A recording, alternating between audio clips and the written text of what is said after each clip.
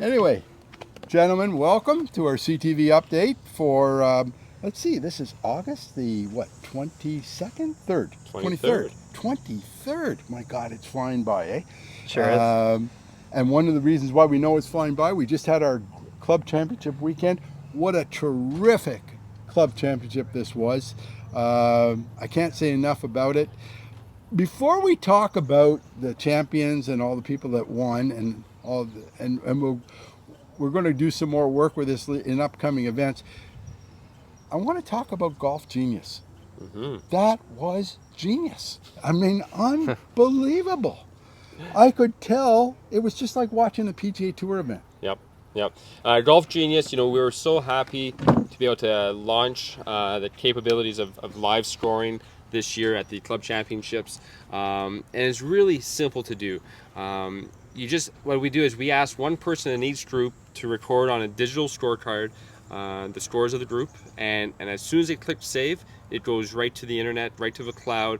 All members, anyone can follow along to see what the live leaderboard is showing. Members were calling in with so much gratitude that we were doing this. Like, you weren't waiting till after the championship was over to see the results. You saw the results live. You saw them happening as the shots were taking place. So very, very great feedback from that. We're happy to have done it, and we'll be doing it again. Yeah, no question about it. Look, we have some wonderful champions. Our men's champion, I think it's Elliott Riddell, third championship. Let's talk a bit about Elliott. He grew up here as a junior. I remember him and his dad when they were younger. They were basically almost the same age as one of my kids. And wow, terrific. Terrific performance. Yeah, great to have Elliott back in the competition. I mean, he works so hard. I believe he's a police officer by trade, and he's been on intersectional teams in the past and won a few club championships before, and hasn't played a lot of golf this year. But that didn't matter. 69 in the first round. Elliott was up by about 4 shots early on in the final round, but it became very close. Jared made a good run. Aiden was close at the end, and the 15th hole, I think there was a magnet in the pond because I watched 3 members hit it through on 15. Oh no! So it got a little interesting. A few bogeys on the back 9, but Elliott had a good strong finish, and nice to have his dad watching on 18. Yeah, and that's where Jared Coyle was actually only 2 behind on 15. And was he one of the? I know he got to double that hole, so that kind of threw him out of the championship at that point because Elliott wouldn't let him back in. But did he go in the pond there? Because he ran into trouble there last year, but he saved himself with a long putt. This year, that 15th hole, I believe Jared hit it in there off the tee this year. It's tricky, right? You get 15, 16, 17. There's always a lot of drama on the closing stretch. Well, if you don't hit your cut, you're in trouble. That's for sure. Erica Chamberlain, what can we say about this lady? There have been 4 great women's champions here. Jean Stevenson, her last name was Stevenson. Jan Stevenson, I think, was the first ladies champion that won multiple championships. Then Bonnie Wolf came. God rest her soul. Bonnie won at Pyle. Of course, then Lee Juvenville came, and now Erica, and she's the reigning queen, and she's won up Pyle in a row. Yeah, no, John. Erica is phenomenal. I think this is her 8th club championship win.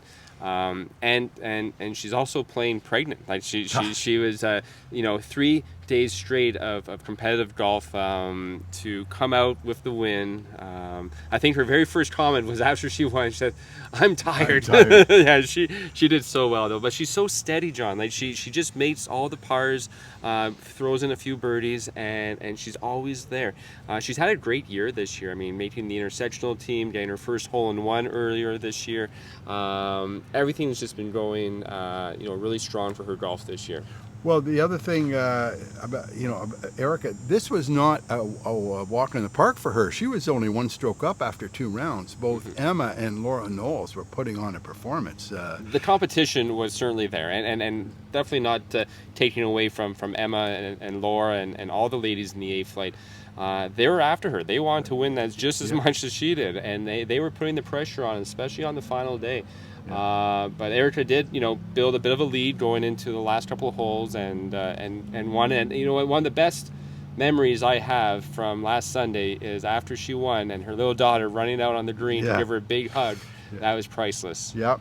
And also a very special win for her, since I know her dad died, and her dad was so much part of this place, and I'm sure he's up there looking him and her mother and him, and looking down on her, and feeling really good for her today. We have some other champions. We're not going to talk about them all. They're all posted on the website. In the men's B, Derek Martin; ladies B, Diane Foss; men's C, Mark Sapella; ladies C, Jean Stevenson; D, women's Patricia Smith.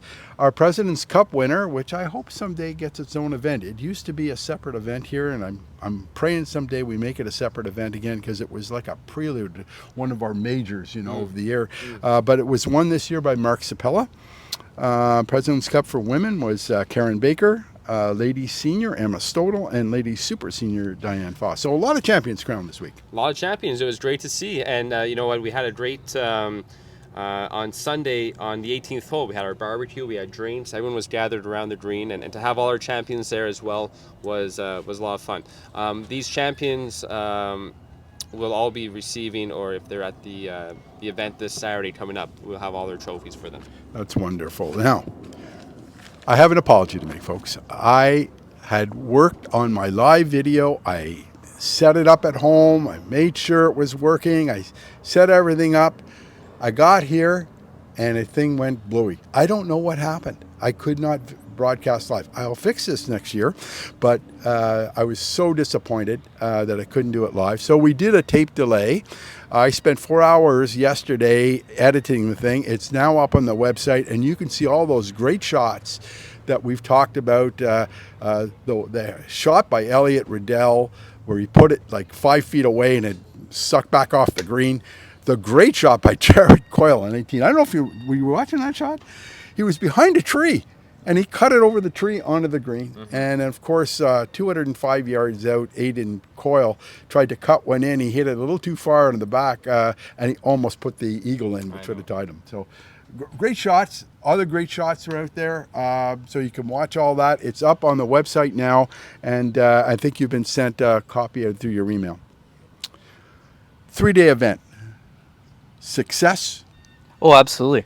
Yeah, it's. We spoke before the video, and not sure if Elliot would have even been able to play on the men's side, and participation was up in most divisions. The total was up a touch, a really nice number, over 100 players, and I think the flexibility, right, allowing members to travel to cottages and do their other activities on other weekends and just focusing on one, definitely got some good traction. I personally didn't hear anything negative, so having the Open still play 3 days and the integrity of the tournament as well, being able to have the competitions consecutive days is quite nice. Not having that gap of 5-6 days in between rounds, I think is really positive at the competitive level. Especially for the young people. I mean, giving up 2 weekends, Elliot wouldn't have been able to play. He's a policeman. He can't get 2 weekends off. There's just no way. There's several others that have young families. It's hard to take 2 weekends. So certainly glad. I hope this becomes a permanent thing. Let's talk about what's happening on Monday. Big event Monday. Talk about it. Yeah, we have our senior men's intersectional coming up, being hosted at Hylands this Monday. So our team, our squad is ready to go. Phil Byrne and John Lachance are the two co-captains for the event, and we got a great team. They're picking up all their team bags today, so we're doing the same thing with the senior. The team bags are ready. They're going to look great out there. And Hylands, it's a great course. It's going to be a lot of fun for them to play. They've all played it before, and I think they're going up against a few members that we might have seen their names around here before. Yeah. So it'll be a good little competition. Yeah, I would call it Carleton North at Hylands. We got a lot of members there. Mind you, they got a lot of members here too. So it kind of works both ways on that one. Well, great, and we wish the men good luck. I know it's a big event for them and for the club in general. last week, well, actually this week, we're beginning a new teaching series, and I filmed last week on sand traps with Cam. You're going to watch this now. Morning, I'm here with Cameron Gall, one of our teaching professionals, and here this morning, Cam, we're going to look at some of the different sand trap shots we have at Carleton, because, you know, I go on YouTube and I see these guys, you know, and we all do it. We all go on YouTube. How do you get out of a sand trap? Well, you open it up, and they're playing from perfect bunkers. Our bunkers are good, but they're different situations. Sometimes it rains, they're hard packed. You got wet sand. Sometimes you're on the downslope. Sometimes you got a nice lie, but the sand is a little firmer here than some of those guys play. And then sometimes you got these difficult shots right near the edge. So today, Cam, we're going to ask you how you would set up in our own traps, and we're using our own practice bunker, so you can practice these shots after, and what you can do. So, Cam, what type of club do you use out of the sand trap, first of all? Well, we certainly like a club with a good amount of loft. It is important to check the conditions. You can do so by wiggling in your feet, right, and taking a visual look when you enter the bunker. So you want to make sure you evaluate your lie. And it's really important to understand and be able to control the bounce on your wedge. There's wedges in the shop we can take you through depending on your swing style, whether you need a lot of bounce or only a little bit. And once we get into the bunker, talk about the different lies, we'll be able to put that in action and show you how you don't need as much bounce on your wedge. You want to set up with less bounce as well when you have a firmer lie. Okay, so let's get to it. So the first particular lie, this is a typical lie. You've got good conditions here. There's a little bit of sand. It's all fluffed up, freshly raked, dry. How do you set up for this, Cameron? Yeah, great. So this is the fortunate lie. Pretty good situation. As we mentioned, while wiggling your feet and walking into the shot, you can really assess the sand conditions, right? So in this nice lie here, I'm going to add a little bit of bounce to the club by slightly opening the club face. In this situation, we can afford to hit about 2 or 3 inches behind the ball. A great way to practice this drill is we can actually draw a line in the sand and make some practice swings or actually hit some shots and evaluate where your divot is starting. Back to the lie consideration, I mean, it's fluffy, that's good news. So we can go ahead and open our club face a little bit.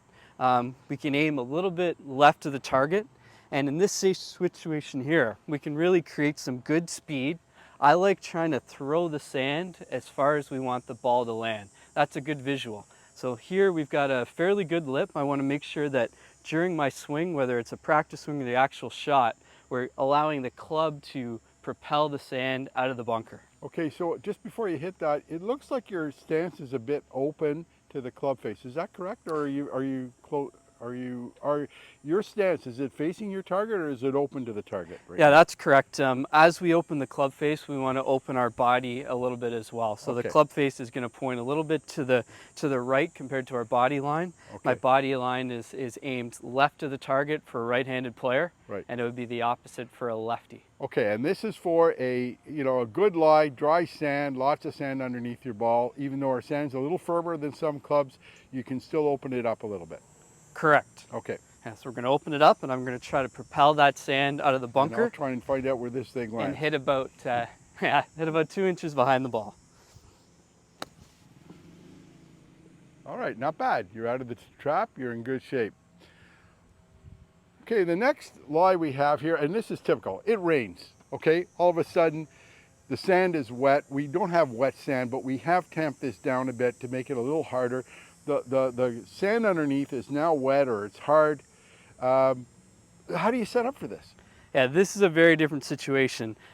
We do not want to create the same bounce conditions here. We want to square up both our stance and the club face here to make sure that the club does not bounce off the sand and into the golf ball.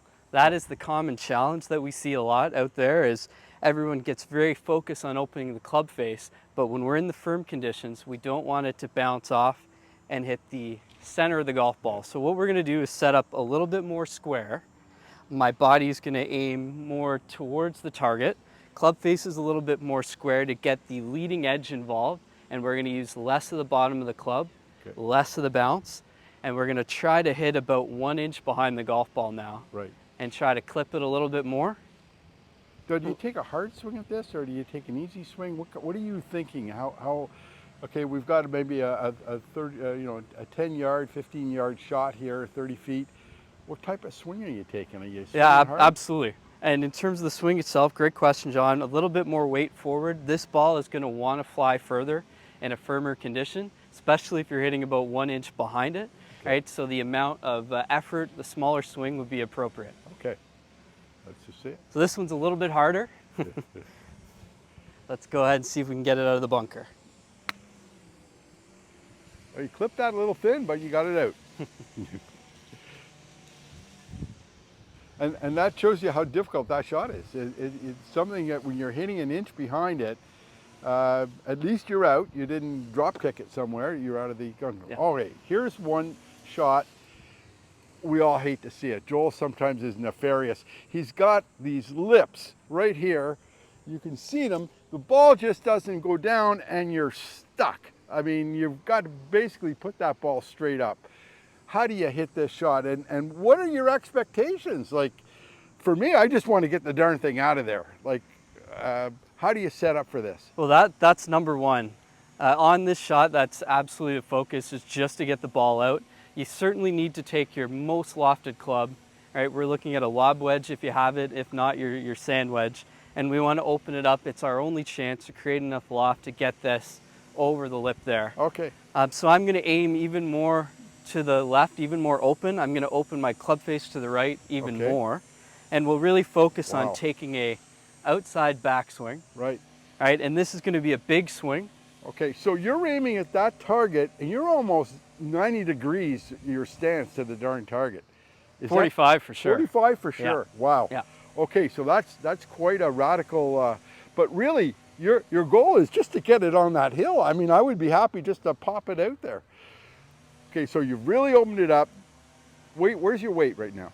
Right, the weight, because we've got a bit of an uphill lie, it's harder to have your weight as forward on this shot. Yeah. Right, so it's going to be a little bit more 50-50. Okay. Slightly tilted back, and the backswing, we want to make sure we maintain loft by bringing the club outside on the backswing. Outside on the backswing, okay. Yeah. It's going to be a big swing here. Wow, that was terrific. Fantastic. I'd be so happy with that. You're actually good. You have a makeable putt there.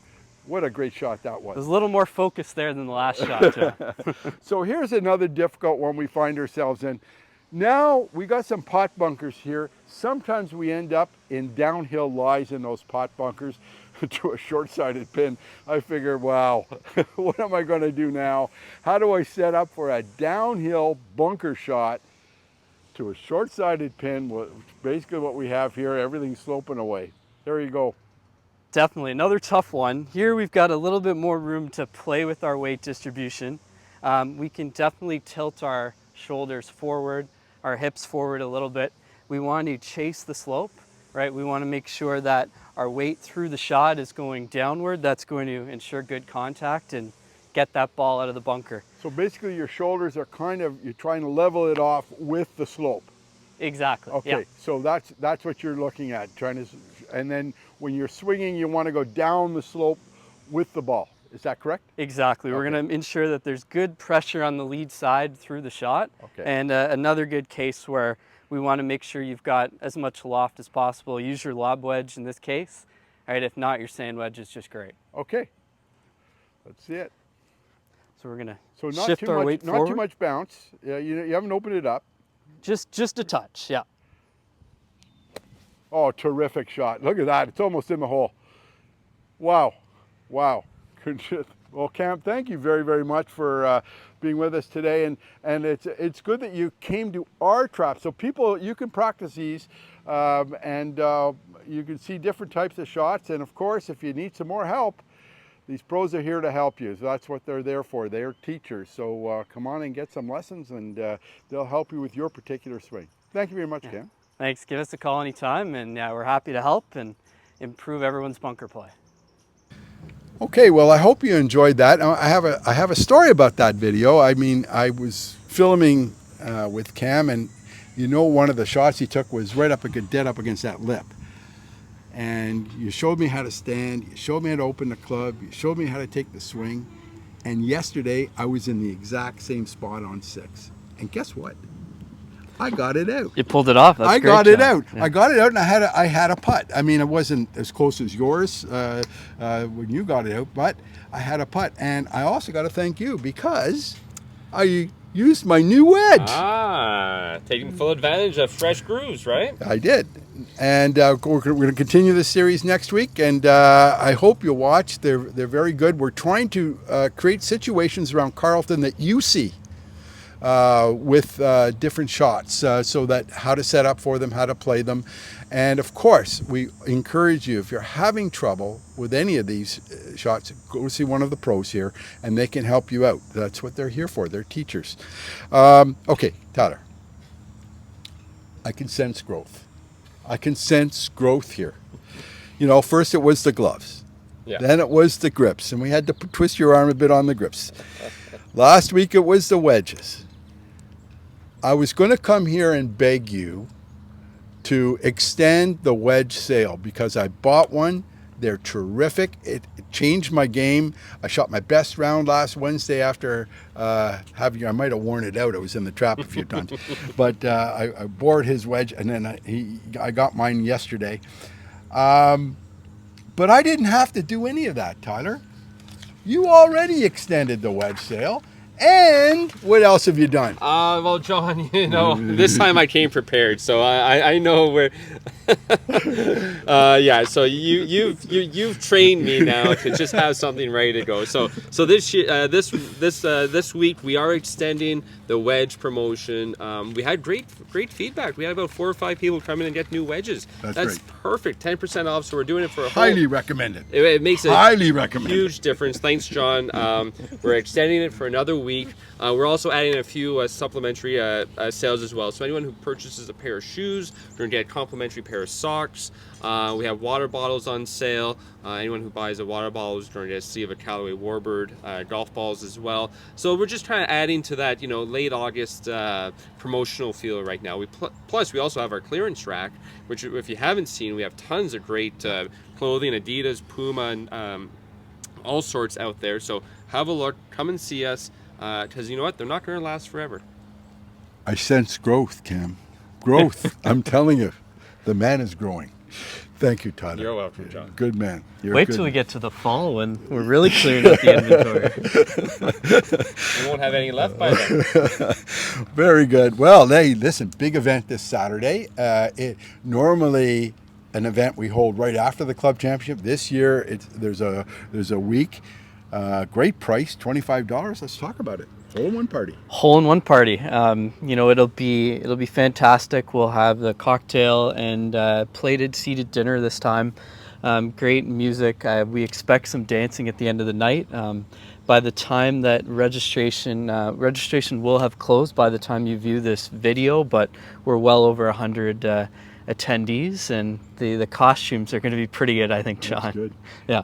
Great deal, too. Yeah, we would like to just to note, if anyone is watching and they're not really sure, it's not a requirement to dress up. It'd be a fun, probably people watching night for those that just want to wear, you know, a dress shirt or some casual attire. That is an option too. Yeah, it'd be pretty hard for me to look like Ken, I can tell you that. August 29th, Titleist Fitting Day. Yeah, August. We were in touch with our Titleist crew, and they were happy to come see us or book a session with us. I think there's only 1 spot left available, so I sent that e-blast out the other day. It's filled up, one spot left, but we're happy to have Titleist back. And we also have TaylorMade coming in September as well. So fitting days are not over. We are still selling clubs. We're still fitting for clubs. So if you're interested, come see us. Okay, September 3rd, OVGA Junior event is here. That's a Sunday. That's right. So we are hosting the OVGA Junior event on the 3rd. Yeah, it's sneaking up on us. I can't believe we're already into September. Yeah. We're excited to have them here. So there'll be a block of times reserved for them, and late morning, early afternoon for the juniors. But you know, we love having the juniors here. They love playing here, and this will be a good group of kids who come and visit us. So they're excited. Ladies and gentlemen, it's back. September 4th, Labor Day. Battle of the Sexes. Battle of the Sexes rescheduled. I think almost every player is back in for the new date, and it's going to be good. Is there room for registration for more right now, or is it closed? It's still open for a few more couples to jump in. You can sign up online or contact the golf shop. We're thrilled to host it again. And you have another announcement, September 8th. September 8th, we're going to offer a 9 and Dine. That was really popular with our social and event survey that we sent out. There's going to be a great Italian buffet with some pastas and fresh salad available. You will be able to invite guests for a promotional guest rate. That'll be available to sign up through the golf shop or online. And by the time we launch this video, the e-blast will be out. Be nice to do a 9 and Dine. Very good. And one more thing, Cam. Got to talk about the kitchen. Well, weekly specials. I could see them in the back making the batter in house for the haddock and chips. We have a meatloaf sandwich with Swiss cheese, nice fresh salad with an apple and curry vinaigrette. Chicken parm is back, Penang curry. Of course, we have pizzas. Yeah. We can't take away the pizzas. This week we have the Halifax donair, or pepperoni pizza, and it's like we're down in Florida, John. Key lime pie. You like this one? Yeah, key lime pie. And I also like haddock fish and chips. That's very good. Excellent menu this week. So, gentlemen, thank you very much. It's another beautiful Wednesday. Thank you for all the suffering we took earlier in the year. He's paying us back now. Thank you, big guy. And another beautiful day. 26 degrees out today and sunny. And gentlemen, we'll see you next week. Thanks, John. Till then, play well. Play well, everyone.